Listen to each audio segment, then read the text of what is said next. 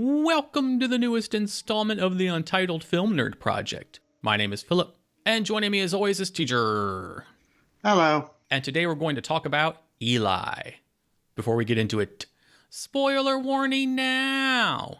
If you want to avoid spoilers, skip ahead to the time code you see on the screen. Alright, so let's get into it. And what'd you think of Eli? This is an interesting one, both from a movie standpoint and a review one. The latter because we're going to come at this film from two different perspectives. I have my almost not knowing anything, and you had aspects of the movie spoiled in the trailer. Mm-hmm. So my ride on this film is going to be very different from yours. Yeah. And it's interesting from the movie standpoint because I spent the first 30 minutes being intrigued, the second 30 minutes being kind of annoyed and a little bored, and the final 30 minutes going from, are you kidding me, to, oh shit, okay. Mm-hmm. And for me, this is a rare film in a way that I'll get to when I talk about specifics. What about you? Well, you pretty much explained even my entire run through it of all. The being intrigued to being kind of bored to granted I wasn't like, oh shit, but being like, oh, okay. So that's that scene from the trailer. Okay, gotcha. So that's what it is. Right. It wasn't nearly on the level of shock and, oh, bravo. But it was an interesting turn from going from bored to that. Oh, yeah, definitely, yeah. That being said, I think overall I enjoyed the movie. Just annoyed with whoever made the trailer. Like, how much did you know going into it? The scene from the trailer was him being strapped down to the table and them throwing holy water on him and his skin burning. Why would you do that? Yeah, it's a very small, minor scene, but it portrays so much of that reveal. Yeah. Like, why would you give any of the reveal away? Yeah. It's so stupid. Ugh. Yeah, so. But continue. All right, well, there were some things, of course, that I did like. Before I get to the main thing I liked, I have to mention the cast. While I do have some issues that I'll touch on later, I have said in previous reviews, I love Lily Taylor. She is one of my favorite actresses, has been for decades, and I'm once again happy she's made it in Hollywood and still finds work. Mm-hmm. Kelly Riley as Rose looked a lot like Mary Steenburgen. I can see that. Charlie Shotwell did a decent job as Eli. For being the focal point of the movie, he carried it well. And Sadie Sink sure was a character in this. We'll get into that later. The main thing I like the most, the turn in the last act. It's why I say this film is a rare one, because that twist not only saved the movie, but made the overall movie better. It makes you rethink everything you thought you knew was going on. Like, you had an idea, so you could see the clues. I didn't know, so when it got there, I was like, whoa.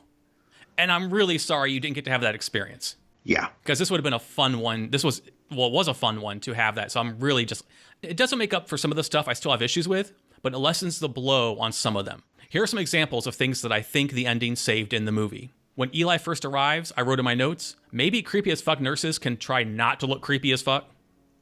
Yeah. Like I felt they were giving away the malevolence of what was going on too early. But no, they were looking at him like that because he was the son of the devil. And being religious people, they're going to look at him with disdain and worry. So it made sense. The dad acting kind of standoffish with his sick son. I also wrote in my notes early on, me man, mean hug child. Yeah, and that's exactly what I thought too. I just thought he was a dick that wasn't in touch with his feelings. Yeah, it was bugging me. I was like, stop being such a macho, toxic, masculine dude and love your sick kid. But he was being that way because he knew that A, he wasn't the biological father. And he knew B, what his son really was. Pretty cool. I like that the ghosts were also red herrings for their intent. Typically in these movies, the ghost is a tortured soul who wants to be freed. So of course that's what I'm thinking. Or I'm thinking that the lie is that he's not sick. And all of that, in fact, is true. But I love the fact that the ghosts are spirits of exorcised demons trying to save one of their own so he can escape. To take the cliche of the dead spirits and spin it with another cliche of possession, making a whole new entity altogether, I appreciated that because at first, as said, I found the plot to be so A, B, C, and was just waiting for the big twist to happen, TJ. But this is another instance of the real twist turning the entire movie on its head, kind of literally, and makes what would have been a really annoying and tiresome and tropey and dead horse concept into something pretty neat to go back and think about. Because this went from being a paint-by-numbers haunting of Hill House meets A Cure for Wellness that turned into The freaking Exorcist. And I wasn't expecting that. Funnily enough, the director, Kieran Foy, did direct one episode of Hill House. Yeah. Cool. So I like that the plot actually gives you clues if you're looking. I also like that it took some of those clues and remolded them. Like Eli finding the files. It's like, oh shit, she's doing some evil ritual in stage 3, run! But no, that's not the case at all. This could have been called Red Herring the movie. Yeah. And most of them work due to that dope ending and turning everything we saw to a different point of view. And then outside of that, a couple of scenes that I liked. When Eli was trying to get away from the nurse, I think he bit her tit. I think he did. Like, I think he bit her on the boob, and it made me laugh. And I like that there were like Disney bugs trying to help him and show him the way. Uh-huh. And it's kind of neat to think back on that the pestilence of nature was trying to help him for obvious reasons. Like, it's another clue.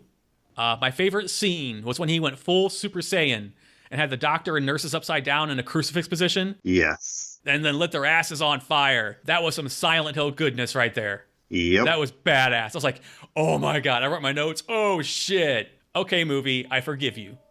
What did you like? So let me first start off with saying that the twist was still a twist for me. Because at most, I was expecting the end to be revealed that she wasn't a doctor at all. She was just some religious nut that, was trying to heal sick people with, the power of God. Oh, okay.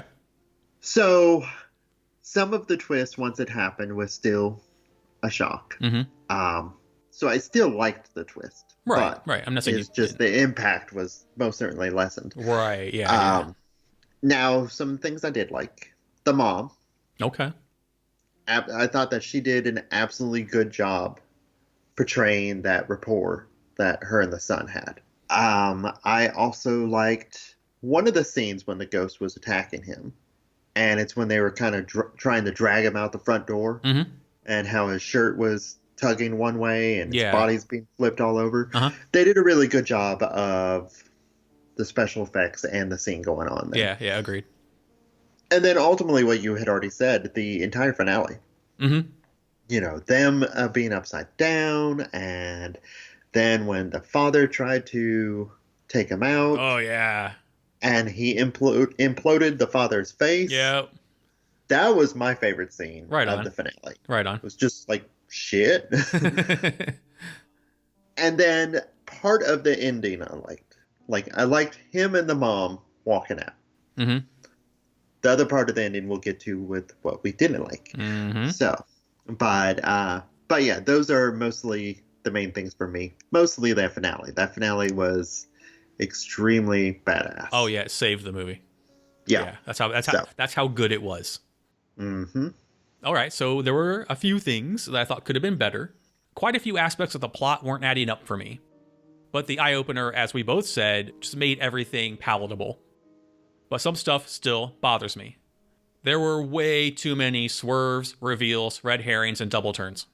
I can't be totally mad at it, since I went in knowing there was a twist somewhere. I assumed the twist was that he wasn't really sick. Which ended up being true, and I was like, okay, yeah. But then when that wasn't the twist, well, it wasn't like the twist, I was very happy that I hadn't had it spoiled for me verbally or visually, because the reveal I said was pretty goddamn dope. Yeah. But wait, there's more reveals. Let's bring up what you just mentioned. The reveal of Max being his half-sister and also a child of the devil. Uh-huh. Totally not necessary. She needed to either be a figment of his imagination, like an avatar for his father, or just be lit on fire upside down like everyone else. Speaking of her, I want to see Sadie Sink play something else other than flirty douche girl. Yeah. She's great at it, don't get me wrong, and she has that market cornered, and she was well cast as that character. But she's essentially Max from Stranger Things. That's why I call her Max. Okay, so in the things I liked, I gave examples of things that I thought worked with the reveal. Here are some things I think are still bothersome even after the reveal. The backstory with the mom was way too fucking rushed. It was given in literally 2 lines of dialogue. I wanted a baby, God didn't answer, Satan did, and now I have you. Remember that movie we watched this month, I Trapped the Devil? Yeah. They should have called this one I Fucked the Devil.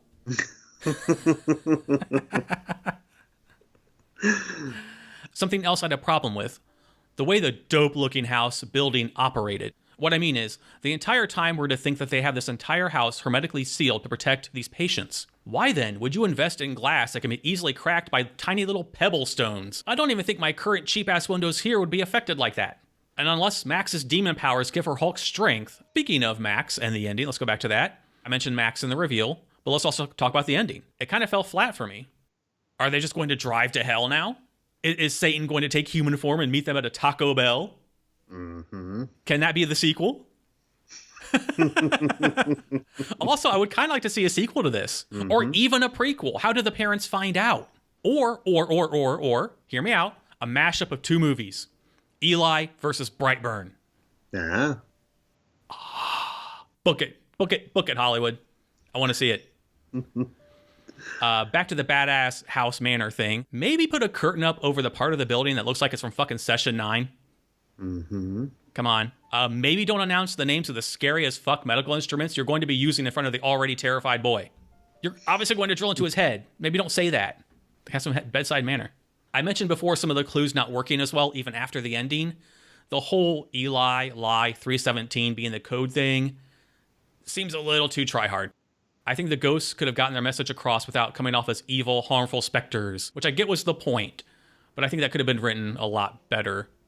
He needs to pick a lock. Oh, thankfully, they showed us a shot of him looking at a page of lockpicking in his magic book. Yep. I'm so glad they showed us that. Also, once you get the files, take them the fuck with you. In the end, it didn't matter due to the nature of what was really going on, but at the time, I'm like, dude, there's your proof. Speaking of the mom, you brought her up. Her character in the last act just lost me completely. And I liked her up until then. Like, the procedure didn't bother her, and her son being drained of his life force and losing his mind didn't bother her, but there's a chance my son can die? Was her breaking point? Like, what the fuck were you expecting? Yeah. You let Satan fuck you and had a baby, and now you're trying to exorcise him and you don't think that he could die from that? Did she check the testimonials? Were there good Yelp reviews? Right, yeah. Like, oh, sorry, our son and daughter didn't make it, but the fucking house was dope. And then she was okay with seeing creepy, possibly satanic dungeon, pre-reveal, that's what I thought. And that didn't bother her, but seeing the bodies of the other children finally woke her up, that just didn't work for me. And then finally, the lore of the film. It does work in the end, but it feels like Sisyphus for the bulk of the movie. Like creepy house, obviously creepy nurses, possibly malevolent doctors, sick boy, cliche girl at the window with exposition, ghosts, more exposition, more ghosts. Then we get content dump. Oh no, she's evil, run away. Satanic nuns, yay. Torture dungeon, oh shit, bodies. Oh wait, Jesus nuns, yay. Super Jesus nuns with 3 crosses. Exorcism, drive bitch, the end. Mm-hmm. The movie just should have went all in, and when Eli's mom gave him the hoodie, there should have been a giant pentagram on the back of it. Mm-hmm. I didn't hate it, but I think the lore of the story could have been presented a lot better. And you'd think if everyone involved was like, okay, we know he's the child of the Dark Lord, and he's talking about seeing shit and naming names in particular, would that not be a sign to take more aggressive action? The minute he said Perry's name, she should have strapped him to the bed and kept him sedated the rest of the time. Totally agreed. You know, here they are. They're dealing with the fact that they're trying to exorcise a spawn of Satan. Mm-hmm. Yep. But they're not going to believe him when he's saying that there's ghosts running around? And the specific name. Mm-hmm. Like, she's like, I don't know what you're talking about. Yes, you do. And that should be like, oh, fuck. Oh, fuck. I need to do something now. Yeah. Well, those were all the major things for me. What about you? You touched on a lot of it. Some of the major things is just the fact that the entire movie runs cliche. Mm-hmm. From beginning to reveal. Yep. Which I understand that's kind of the point, but you also risk alienating your audience. Yeah. You know, it's so cliche that it's almost boring. Mm-hmm. Yep. So that's number one thing for me. You also touched upon it with Max. Her character was, one, unnecessary. Mm-hmm. Anything that she was progressing on the storyline could have been written differently to have the storyline progress without her. Oh, yeah. However, you touched upon something that I had already thought, I thought it would have been cool as shit to find out that she was the devil. Yeah, yeah. Like, that would have been just awesome. You know, he could have entered the house, or because he wants to see the kid succeed on its own, you know, only drops clues, but that's as far as he's going to go. So, yeah, I was really hoping for that, and for her to find out that she's just sister. And at that, you know she's going to be asshole sister. Yeah. The entire time they grow up. Yeah. You know, she really bugged me the most. And also how you brought up, like, I like Max, but I do need to see her play something else. Yeah. Because, as you said, she was essentially Max from Stranger Things. Yep. And then, also talking about the nuns, so Dr. Horn did a good job of masking. Yes. She did a good job of having a good nature about her. Mm-hmm. But meanwhile, you know, anytime that Dr. Horn's back is turned, you have, you know, Nurse Bitch and Nurse Bitch 2. Like, turn around. Take a picture. Arms in the air. Yeah. I was like, these guys are being dicks. What is up? I actually call them dick nurses in my notes. Yeah. And then, you know, with the reveal, it's like, you know what, guys? You could have worked a little bit harder at that. Yeah, agreed. And the other thing, like, I'm glad that the jump scares were not as high as what I've been led to believe. Oh, definitely, yeah. But the jump scares were so predictable. Well, yeah, it goes with that cliche thing you were talking about. But yeah, that's all the major stuff for me that I didn't like. Well, it's kind of like, to touch on the cliche thing again, it's kind of like they're like, look how cliche we are. Ha ha ha, cliche. Yeah. Ha, fuck you, we're not cliche. Ha ha ha, fuck you, fooled you. Ha ha ha. Like, you didn't need to go that route, I don't think. No. And also with Max being the devil, if she had been the devil, her not being able to come inside the house would also made sense. Yes. Because it would have been like a religious, sanctified place. So yeah, I told you they should have went that route. All right, all things considered, would you recommend it? Yes, but just don't watch the trailer. That's funny because I put, yeah, just don't look at the poster or read the synopsis on Netflix or watch the trailer. Yep. All right, anything else you would like to add? No, I think that's about it. Cool. Well, that wraps up this episode. Thank you for listening. If you like the video, please hit the like button, share it with your friends or cool people who might dig the Vizcast. Please subscribe to the channel, including hitting that notification bell to stay up to date on the newest content. And there is a link in the description below for the Patreon that covers all of the creative endeavors, as well as access to bonus content. So please consider showing your support. And until next time, my name is Philip. And I'm TJ. And we'll see you in the next video. Goodbye. Bye.